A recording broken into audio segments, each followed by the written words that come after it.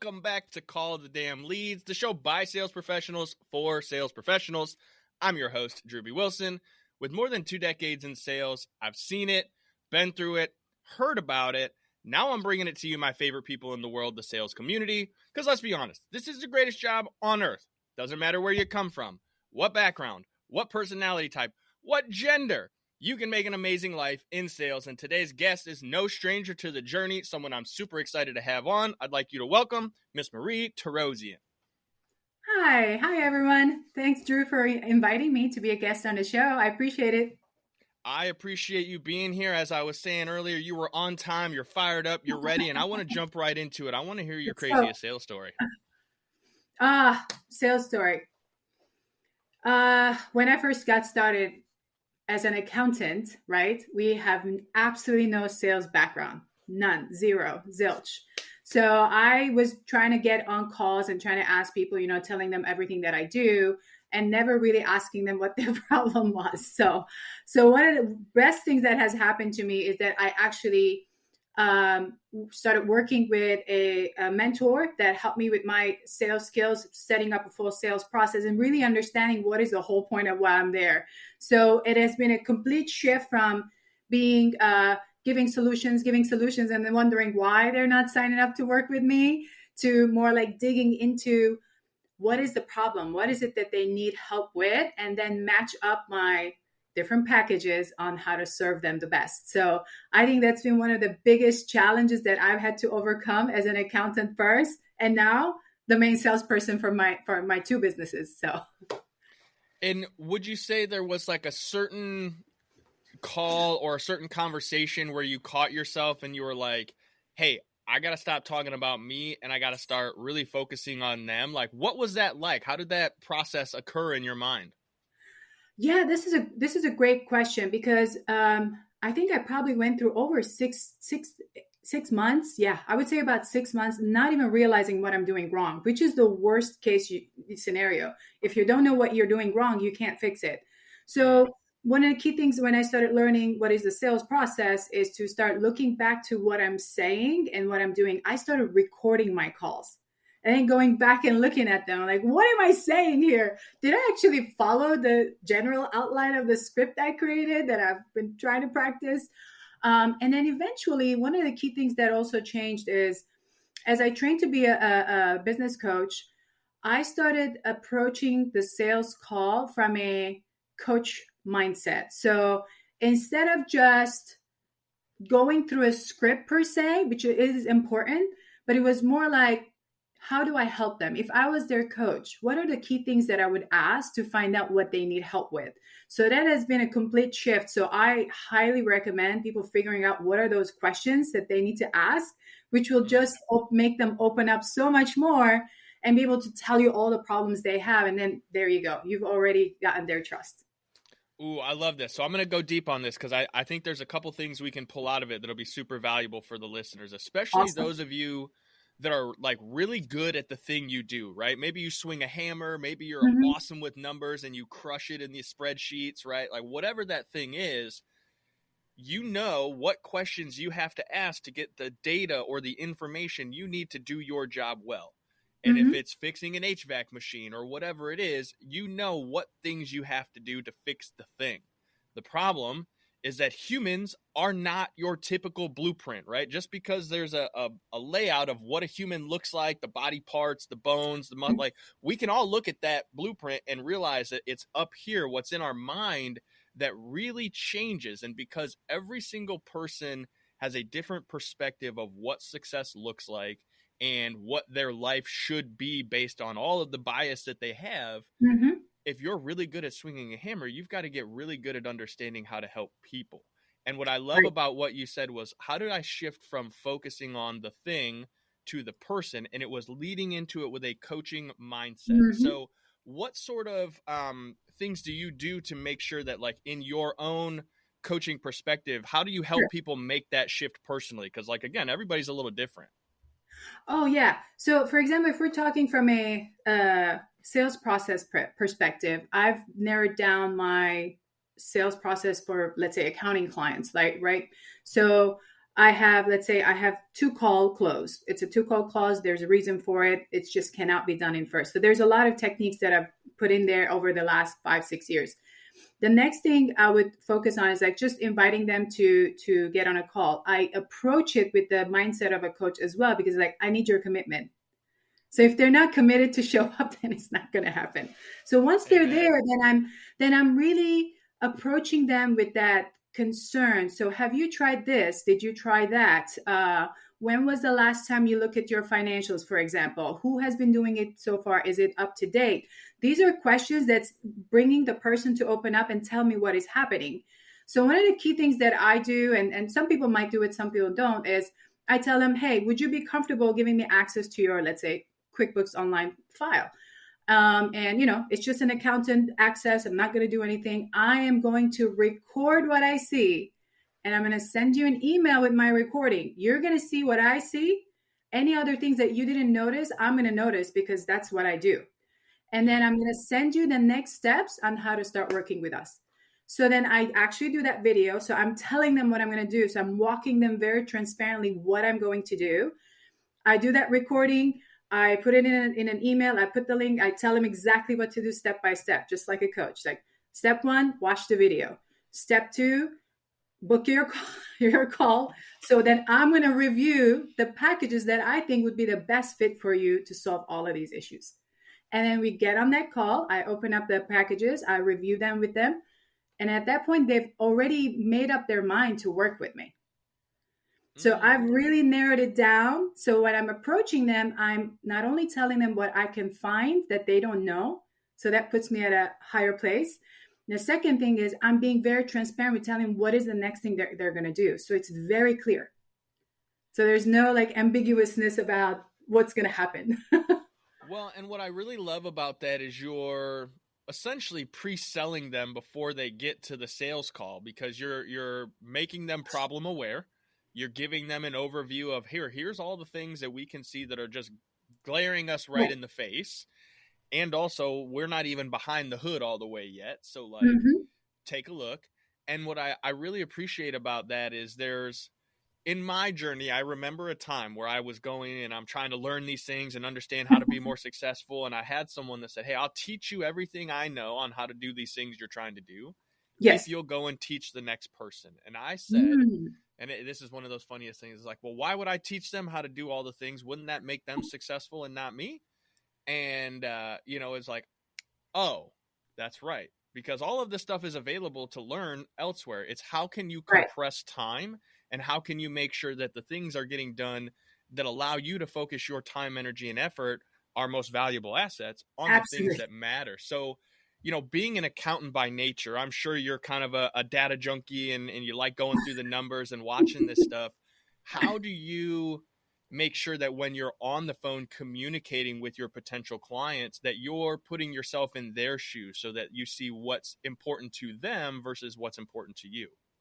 Absolutely. This is a great question too. It's about, again, coming back to the right questions. So, for example, I think examples speak a lot louder than, just me giving general ideas. So like, for example, a recent client that we onboarded, he was recommended to me by another fellow coach. And so when when we were on the call, so I asked him different stuff. He was a little bit open, rare that happens, but some people like very close. So he was mostly open. He was looking to switch accountants. So I would ask him like, okay, so your accountant is doing everything. They've done the reconciliation. They've done this and that. So what is it that's bothering you? What is it that you're not getting? What are the things that you see? And he just divulged everything. He's like, oh, well, I'm not getting proactive information. I don't have data insight. I get things reconciled, but I don't know what I'm doing. Like, what are my numbers telling me? I'm like, whoa, this is so much stuff. So he needs a whole different type of work that he's not able to get. So, it's not about, just switching from one person to another person, but it's more like, you have to ask those questions to help them open up so you can see what they really need. Otherwise, I'm like, why would you want me if you're already getting everything? Oh, okay. So this is good. I love this because this is, I love pre-qualifying questions. I think they're one of the most valuable tools in the sales process, and so many people overlook them. And why I think they're so important is because I'm asking these questions to know, are you a good fit to work with our firm?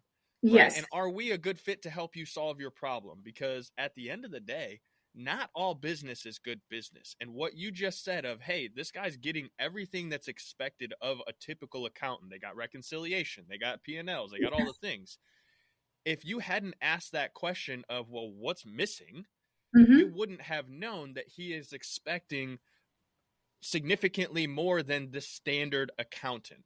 And you could have sold him at a standard accounting package and run into the exact same problem. And it was Right. your willingness to dig a little bit, just one more little step deeper, that gives you the information you need to not only sell them the right package, but likely Yes. be able to charge them more because they're telling you they want more. And that's the easiest thing, is if they want more, they'll buy more. You just have Yeah. to be aware of it. So in your process, one of the things that I see that you're really good about is client relationship management. Like, how Mm. do you see that as being vital for the business? Because you're bringing on clients, but how do you maintain and, that relationship?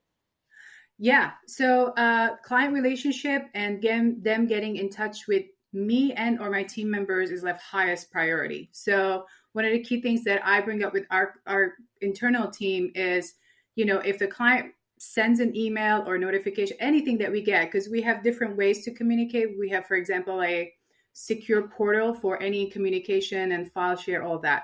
So any communication happens within that. So like, you have about 24 hours to respond. But I've also taught the client. So if you do send us a note or something, please give us about 24 hours to respond, because we could be working on other things. So there's like a two-way. I'm training the internal team and I'm training the client on what to expect. Now, certain things that happen, sometimes a client is in complete panic mode and they reach out to me, on my office number. And if I can't answer, I will text them. I'm in a call. I will text you as soon as, or I call you as soon as I can. So that actually lowers that panic mode and like, okay, she's going to call me back. So they always feel like they can reach out to me. I'm available. If it's not me, it's someone on the team, and they'll know the levels of when and who to reach out, right? So if it's a regular accounting question, where's my, I don't know, here is this information you needed, that's going right to the team. If it's an emergency, they're going to reach out to me, and they know It's they can have that conversation with me. Well, and what it sounds to me like is that you've been able to create boundaries in your business. Mm, And that's something that I think a lot of young and aspiring sales professionals and business owners and entrepreneurs, we'll just lump everybody into one big category, right? I think a lot of people fail to create those boundaries because they're worried about making money. It's like, hey, yes. I gotta take this sales call. I have to respond to every client as soon as Yes. possible. I have to do all of these things right away or they're gonna leave. I promise you, there's 99.9% of the time their building isn't going to burn down if you don't answer the call right away. Now, Right. it's hard to get through that mindset and make that shift, but it's one of the ways that you can really bring your business into the 20th century, 2025, right? Like when we're recording this, Yeah. because there's so much new technology and there's so much desire for people to have immediate gratification for things. So Correct. how do you help, modernize that process, and how do you bring that not just for you, but like so that your clients can see that on the front end before they do business with you? Oh, absolutely. So from we have like a full-on CRM system that's already been implemented. I would say I'm probably one of the very early adopters from an accountant standpoint, like of CRMs. I've already like went through like 3 of them. So we have a lot. So we have a lot of integrations and automations already set up. So if someone actually, let's say most of the time I get referrals from people that I know or a client that I already work with. So they're like, hey, can I introduce you? Or yeah, you can send it via text or via email, just make the introduction. I don't tell them to give me the number, because just a side note, because if they give me the number, I call and nobody answers, and it just, So I asked them specific, of course, we are taking on more clients. Would you please make the introduction? Because then it's a lot warmer. The other person also feels like, okay, I do need to respond to this text or call or whatever. So we have the CRM system. So the process would be, so I connect with them on that, where it's a text or email, just narrow down the 2 days and times that they could be available, put them through the CRM right away, and then all the automations take place. So when they're receiving these constant reminders, notifications, they're going to already tell that we got our system together. We are not just, mom and pop type of thing. We're really running the business like a real big business. And so by the time they get on there, they have that trust already starting to build. And that's what it is. They got to trust you and they got to like you. Then they see you, they're like, what? This woman is too, she's hyper, she's energetic, she's like not a typical accountant. I'm like, and then I tell them all the stuff I could do. So it's like a 3-way of like getting that trust and the like factor and providing value is that what gets them to say yes. I love that, which is a great segue into my next question, because I'm always curious how different business owners, think about this process. But social media, branding, building a business, is that something you guys are using heavily? Yes. So, I have a nice story on that one too. All right. I can't wait to hear it. So here I am, 2016. I tried the first time to start my own business, kind of get off on my own, do my consulting. And so I knew I had to be on social. So I've always been kind of on social on all the platforms. I just didn't know what to post. So I started researching online and they were like, oh, each day do a theme. So I was like creating all these different content and it's not talking to anybody because it's like motivational one day and another quote on Tuesday. It's like just these random things that has nothing to do with what I do, but I just don't know where to start. So then, 5-6 months in, I'm like, man, like nothing is happening. I don't understand. So anyway, I hired some people to kind of help me for them to kind of do it. They were somewhat of small agencies. And I'm like, man, these people don't understand accounting and the different accounting stuff. So like, what is happening? So I'm talking about like I'm at 22. Like now it's like months are going by. I'm still posting. We're posting stuff, but nothing is really happening. And then, so as part of the work that I did with my mentor, I figured out the type of content that I should be posting. I had a homework of coming up with 100 content ideas that were educational and to put them in variety of ways that are, let's say, images or videos. I had to get comfortable getting on a video. It's like I was probably shaking to death the first time I did it. So we started really focusing on who we are, what is our mission, what is our vision. Because when you're first starting, you're just thinking you. But then as the years go by and you're really trying to build a business, it's more than just you. Yes, I'm the face of the company. I have to build trust. But there's also the branding of the business itself and what it stands for. So we had to really refocus there. And I think, we're doing good. We're still very organic. I don't pay for ads. I don't do any of that. It's all organic. But we're growing, growing on LinkedIn, on Facebook, Instagram, TikTok, YouTube. So we are pretty much on everything, and Pinterest. So we are on everything. There's a couple pieces I want to pull from that because this is really good stuff. And I hope the listeners are paying attention because you're getting an absolute masterclass in building an entrepreneurial business, right? Because first of all, you got to know your numbers. So if you don't know your numbers, like get an accountant and have someone help you figure that stuff out without a doubt. But when it comes to the branding, I think you said something that was really important there is, early on you hired an agency to help you figure this out and nobody knows your business the way you know your business. Yes. And if you haven't taken the time to know your business in a way that allows you to start growing organically, and it doesn't have to be virality. If you're getting 1 or 2 followers a week or a day, that's good. That's good.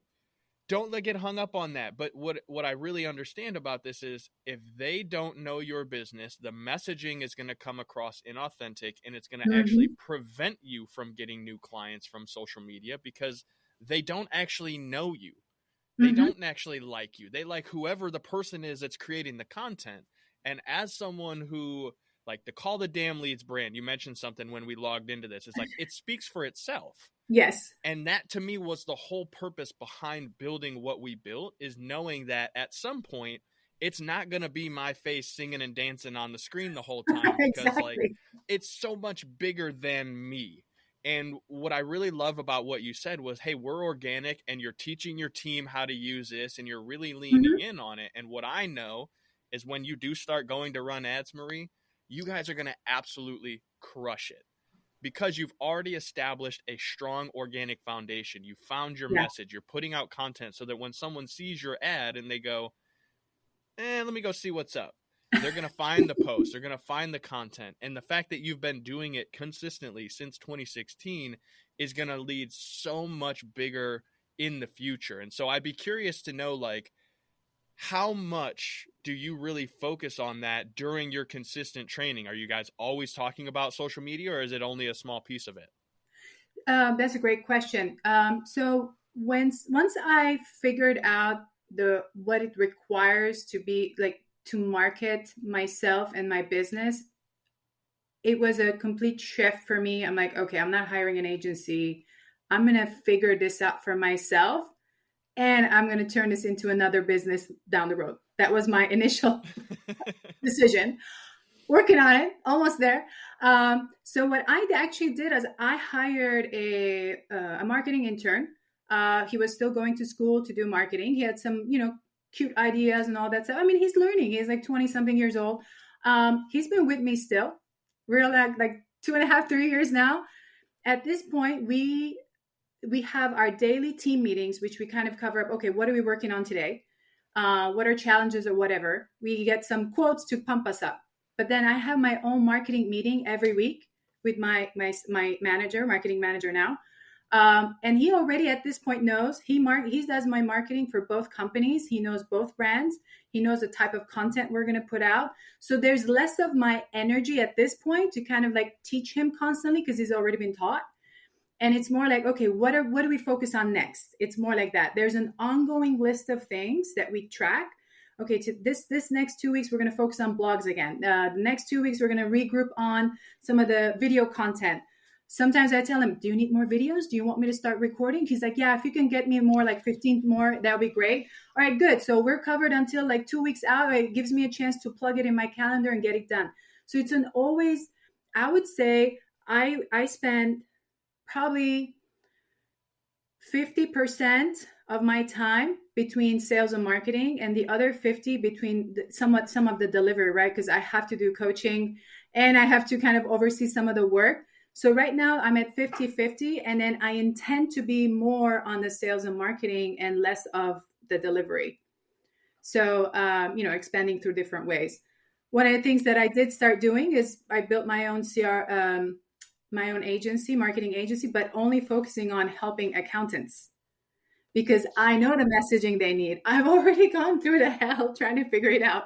So then I can actually help them out because I understand different avenues of accountants, different areas of services, the struggle they have on how to get in front of a camera and do something. So I could be really helpful to them, not only to figure out their marketing strategy and what they need to post, but also as a coach that can help them overcome some of these challenges that most accountants will have.